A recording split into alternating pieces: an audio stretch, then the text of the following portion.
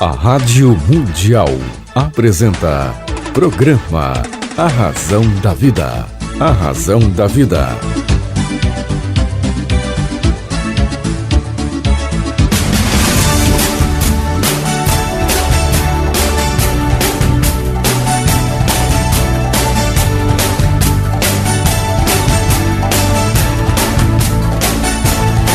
Toda a força pra vencer e o saber pra comandar, tudo isso um dia vai chegar. Na jornada que começa, 1000 perguntas vão surgir. Vai achar suas respostas, vai saber aonde ir. Só você vai encontrar liberdade pra viver. E um dia então será como um grande homem deve ser.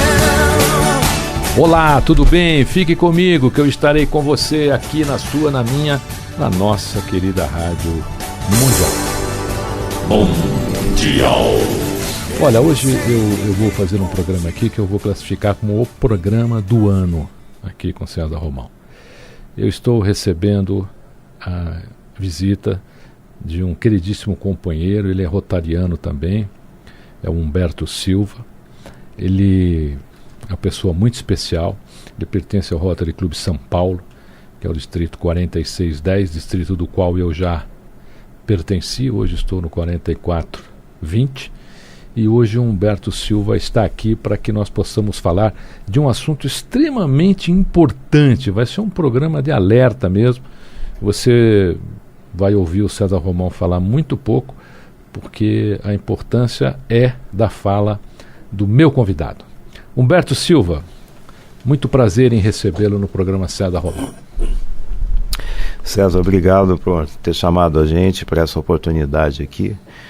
E estamos aí à disposição para esclarecer e conversar sobre esse inimigo da humanidade que é a hepatite, as diversas formas que ela tem, principalmente a hepatite C. Você está à frente do grupo de ação do Rotary para a erradicação da hepatite. Eu queria que você falasse um pouquinho como é que você entrou nesse universo de alertar contra a hepatite C. Eu entrei por uma experiência que bateu as minhas próprias portas, né? Na minha própria vida, eu estava me preparando para ir ver o Mundial, a Copa do Mundo na África do Sul, quando pensei em tomar vacina.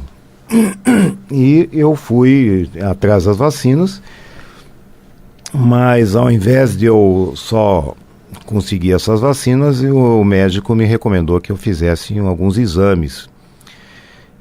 Resolvi fazer os exames e apareceu o vírus da hepatite C. Muito bem, eu desconhecendo sobre a doença, resolvi ir ao Mundial primeiro, voltei, tratei, mas esse tratamento foi um tratamento terrível. Na época, o que era disponível era o tratamento com interferon e com vários efeitos colaterais. E uma tortura que você não tem ideia, todo tipo de efeito colateral. Bom, em tratando a doença, a gente foi pesquisando sobre ela. E viu que essa sorte que tinha batido as minhas portas, ela não foi assim, tipo um prêmio de Mega Sena para uma pessoa só, não. Que aqui no Brasil havia outras 3 milhões de pessoas que estavam na mesmíssima situação que eu estava. Ou seja, carregavam um vírus dentro dela, carregam, né, essas 3 milhões, sem saber desse fato. E, para minha surpresa, não bastava só que eu estivesse doente com hepatite C, porque o médico falou, olha, trata-se de uma doença que silenciosa, ela é também ali longa, né? Ela demora muito tempo comendo o fígado da pessoa aos pouquinhos. Então é bom você ver como está o seu fígado. Eu fiz o exame para ver como está o fígado, na biópsia. E César, para meu espanto, o médico falou, você está morrendo. Eu falei, mas como? Eu tô indo ver a Copa, pô. Não, você está com uma cirrose aqui, já indo para o estado já meio avançado, em decorrência de um vírus que você tem da hepatite C, que deve estar com você há quase 40 anos aí, te comendo o fígado. Eu falei, mas não é possível, eu nunca senti nada disso. Não, deve ser de outra pessoa esse exame aqui. Aí fomos, fizemos lá tudo, e fizemos de novo, era eu mesmo. Mas como podia isso ser? Ora, e eu te explico, César. Ocorre que a hepatite C, ela se instala na pessoa, geralmente vindo de uma transfusão de sangue, né? Porque ela é sempre contato sanguíneo. A via sexual de contágio é muito pouco provável. Só em relações homossexuais, ainda assim mesmo, se for um negócio muito pesado, muito fluxo de sangue. Então ela se pega pelo sangue. E na época, isso há 40 anos atrás, a ciência não conhecia o vírus. Vocês lembram da época que não conheciam o vírus da AIDS? Que até que isolaram o vírus da AIDS, foi aquela... Aí passou a mesma coisa com a hepatite C. A pessoa conhecia até a B, né? Quando dava-se... Eles sabiam que era um tipo de hepatite, mas não exatamente qual era. Eles falavam não A, não B. E o que acontecia então? Quando a pessoa precisava de transfusão de sangue, recebiam sangue contaminado, porque não havia como fazer um screening, como fazer teste para ver se aquele sangue era bom ou se estava contaminado. Não se conhecia o vírus, como que ia testar? Até que em 1989, o cientista Michael Halton, inclusive eu dei uma de entrevistador uma vez, fui entrevistar ele lá no Canadá, no laboratório dele na Universidade de Alberta, na cidade de Edmonton. Esse Dr. Michael Halton, para o bem da humanidade, ele conseguiu em 6 anos de experiência isolar o vírus da hepatite C. E foi uma grande descoberta, porque aquilo possibilitou que hoje todos os laboratórios, todos os bancos de sangue do mundo façam um exame para detectar se o sangue que vai ser doado para alguém se carrega o vírus da hepatite C ou não. Eu e essas 3 milhões de pessoas do Brasil, provavelmente pegamos bem antes disso, ou seja, na época em que o banco de sangue dava o sangue sem teste. Colsan era nessa época. O banco de sangue do Brasil era a Colsan é que fornecia o sangue para os hospitais. Olha, então, aí se você consultar um advogado daqueles invocados, ele vai dizer que houve uma responsabilidade, né? Não houve o dolo, mas houve a culpa, não é? Alguém, mesmo sem saber da existência do vírus, acabou distribuindo aquele vírus. E foi assim que todo mundo pegou e carregou essa doença e carrega até hoje.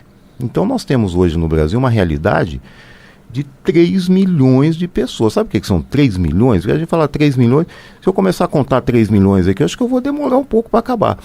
Isso é suficiente para lotar 60 estádios de futebol do tamanho do Morumbi, com 50 mil pessoas. São 60 estádios do Morumbi só no Brasil de pessoas carregando o vírus da hepatite C. Então eu falei, meu Deus do céu, como pode isso estar desse jeito e a sociedade não fazer nada a respeito disso? Ora, eu já estava trabalhando no ramo de filantrópico, né? Eu presidi uma associação que ajudava crianças com câncer, ainda hoje presido. Eu falei, não, eu vou fundar uma ONG para começar a batalhar e ajudar as pessoas. E eu fiz eu tive nessa reflexão sobre a minha própria doença, a constatação, a certeza de que eu recebia de Deus uma graça, uma bênção. E o mínimo que eu deveria fazer, tendo tido isso no meu caminho, era o de retribuir, com a capacidade que me estava às mãos, essa graça. E fiz um voto de trabalhar até o final das minhas forças para ajudar as pessoas que precisam disso. Sem ganhar nada, sem receber nada, sem aceitar nada, mas fazer pelos que necessitam. Assim começou a história. Você fundou a ONG, que é a Associação Brasileira de Combate à Hepatite? De portadores de hepatite, a BPH. Essa foi a primeira ONG que nós fundamos, já temos 5 anos de ONG. Ela acabou se tornando a maior do Brasil, né? E nós temos hoje 2 tipos de ação. Nós temos 5 clínicas gratuitas, né? Uma aqui na região da Paulista, em São Paulo, outra no Rio, outra em Porto Alegre, outra em Belo Horizonte e outra em Fortaleza. Estamos abrindo nesse mês uma na Cidade do México e agora em breve em Lagos, na Nigéria. Essa clínica atende pessoas que tenham vírus de qualquer hepatite, atende gratuitamente, seja para consulta médica com hepatologista ou para fazer o sofisticado exame FibroScan. Eu deixo até depois aqui os contatos para as pessoas que necessitem. O que é o FibroScan ou FibroScan? O FibroScan é uma máquina que substitui a necessidade da biópsia. A pessoa que, como eu, carregava o vírus ou carrega o vírus, né, ela tem o fígado atacado. E ela precisa ver quão atacado foi esse órgão e em qual estado que ele se encontra. Porque o simples fato de carregar o vírus até que não interfere muito com a vida da pessoa. Mas o ataque do vírus no fígado, é onde ele se alimenta, isso é que vai comprometer a saúde. Então, é um inimigo silencioso, a pessoa está sendo comida por dentro e não sabe como. E o fígado, ele tem mais um pormenor. Ele não se manifesta em dor nem em sintoma. Então a pessoa está sendo ali devorada por dentro, né? Ela estaria gritando, mas como o fígado não tem ligações nervosas, o fígado não sente dor. Então o cara está sendo comido e não sabe. É uma maldade, né, uma crueldade terrível desse vírus silencioso.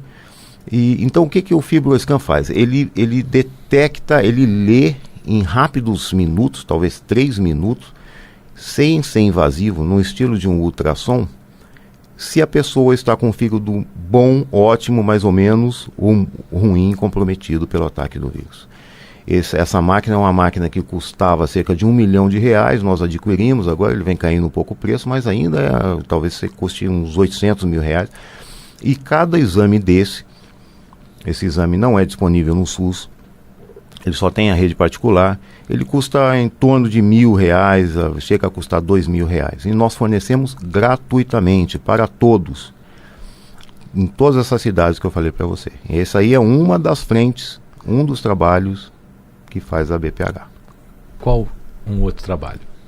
O outro trabalho é melhor, é muito mais importante do que esse. Porque esse poderia eventualmente ser fornecido em qualquer lugar. Ainda que haja o benefício da não biópsia, né, de se evitar a biópsia, que é uma cirurgia e tudo, com o FibroScan, ainda assim, vamos supor, Humberto, se você não fizesse esse trabalho de clínica, as pessoas que sabem que estão contaminadas, que têm o vírus, elas dariam um jeito.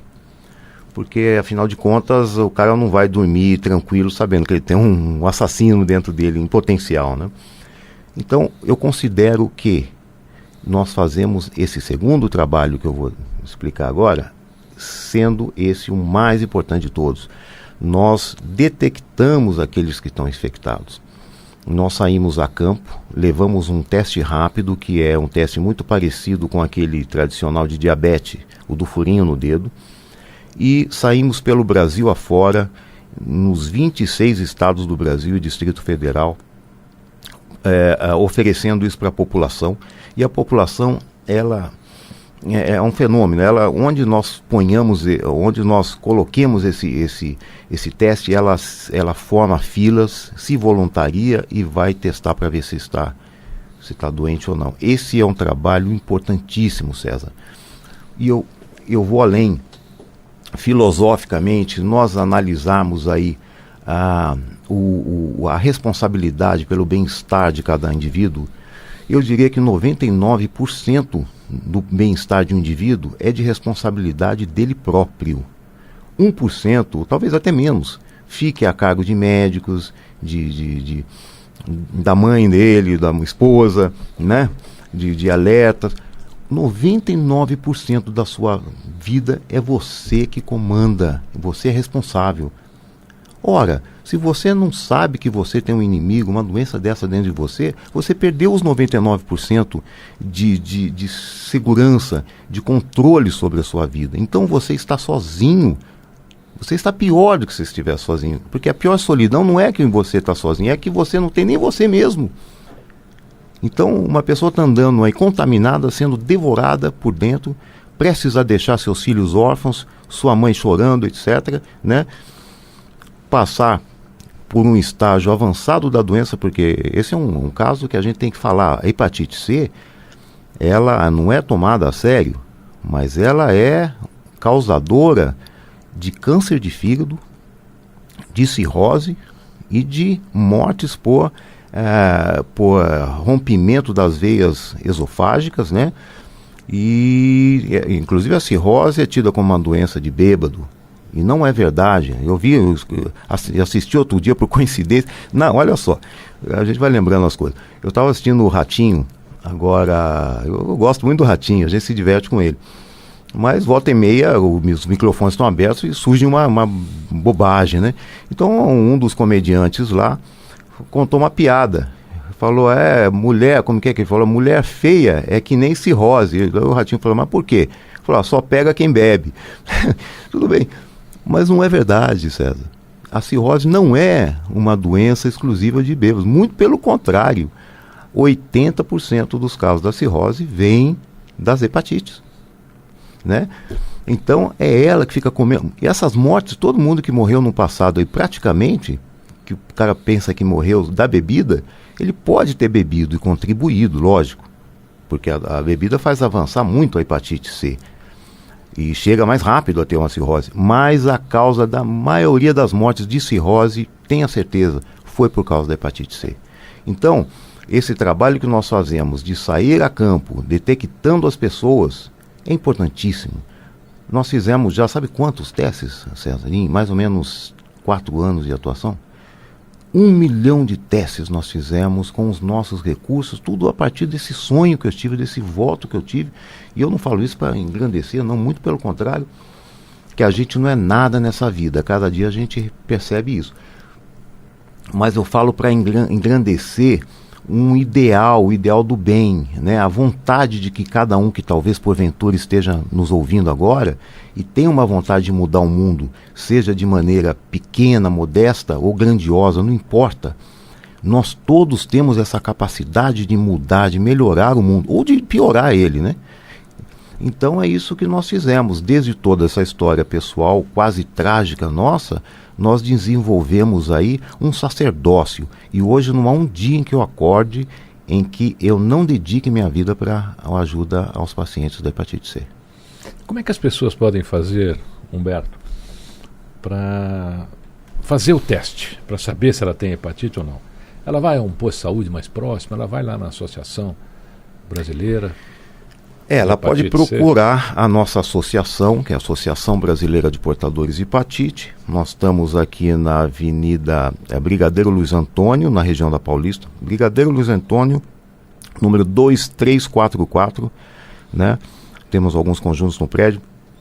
E lá pedindo para fazer o exame, pode fazer, vai ter disponível. Agora, nós constantemente estamos aí pelas ruas da cidade de São Paulo e do Brasil afora, levando essas campanhas de detecção com teste rápido. Um teste, um furinho à toa no dedo, aquilo pode salvar a vida da pessoa, como eu tive a minha salva. Agora, seria importante, César, que os médicos do Brasil começassem a pedir isso aí, né? Começassem assim, não, eles já estão pedindo, desde que a gente começou com a nossa campanha, inclusive pedindo muito às associações médicas que provocassem esse pedido, eles começaram a pedir mais, mas ainda é insuficiente. Nós vamos fazer um apelo em nome da Associação Paulista de Imprensa. Nós vamos fazer lá um debate com alguns presidentes de associações médicas aí. Vamos tentar ampliar essa fase de os médicos pedirem também esse exame para hepatite C. Isso é uma coisa que realmente não acontece. Você chega lá, vai fazer um check-up, o médico pede, o cardiologista pede os exames de sangue relativos a ele, o urologista pede relativos a ele, né? E o tempo vai passando e de repente você é portador da doença e vai descobrir quando o tempo praticamente já é curto. Isso eu vou convidá-lo mais à frente para você estar no programa Sala de Imprensa. Nosso presidente da Associação Paulista de Imprensa que vai entrevistá-lo, e posteriormente a gente vai fazer um debate, isso, onde os jornalistas vão poder até de repente fazer ali no centro de São Paulo, fazer ali um teste, né, para as pessoas ter a API como um ponto de referência ali para vocês. Humberto, eu tenho tanta pergunta para te fazer. Eu vou te fazer um convite, não vou fazer pergunta, eu vou fazer convite. Eu queria saber se você poderia ser assim meio que habitué do nosso programa, pelo menos uma vez por mês, cada 40 dias. Eu sei que a sua agenda é pelo Brasil, mas sempre que você estiver em São Paulo, eu queria pedir que você me desse um aviso. Vamos estar em São Paulo, para que você volte e a gente procure usar essa sua experiência, essa sua visão, né, para auxiliar o maior número de pessoas possíveis, porque eu tenho certeza, a 95.7 FM tem uma audiência impressionante, ainda mais agora com o aplicativo que funciona, que é um espetáculo. Você pode ouvir em qualquer parte do mundo hoje com o aplicativo. E eu quero que você venha para a gente tentar fazer com que as pessoas procurem fazer esse teste, tá certo? Se não tiver, parabéns, boa sorte, mas se tiver, correr com isso, porque é uma doença silenciosa e que leva ao óbito mesmo. E se for descoberta muito tarde, infelizmente, você fica sem alternativa. Eu tenho tanta pergunta, olha, eu queria falar do tratamento, eu queria falar desse assunto dos médicos, né? Mas então, no lugar das perguntas, eu quero ver se você aceita esse convite. Eu não só aceito, como eu fico muito agradecido a vocês aqui da Rádio Mundial, você que com a sua capacidade, sua inteligência, com, né, todo o seu esforço e dedicação que você faz para a humanidade, também escrevendo os seus livros, né, fazendo as suas palestras, e você sendo um aliado nosso nessa causa, e também a Associação Paulista de Imprensa. Isso é muito importante, porque na verdade quem levou a doença a ser o que é, quem levou a doença a ter hoje 500 milhões de portadores, sendo a B e a C somadas no mundo, foi justamente o silêncio. Isso que nós temos que romper, né? O silêncio. Eu, assim, sempre que for chamado e for aceito aqui, eu vou vir com bastante alegria, porque as pessoas têm que saber da importância de se testar. Aí eu peço permissão para falar uma coisa aí que talvez sacuda quem esteja nos ouvindo e seja dessa geração, né? Ou que tem algum parente dessa geração, que é da geração chamada Baby Boomer.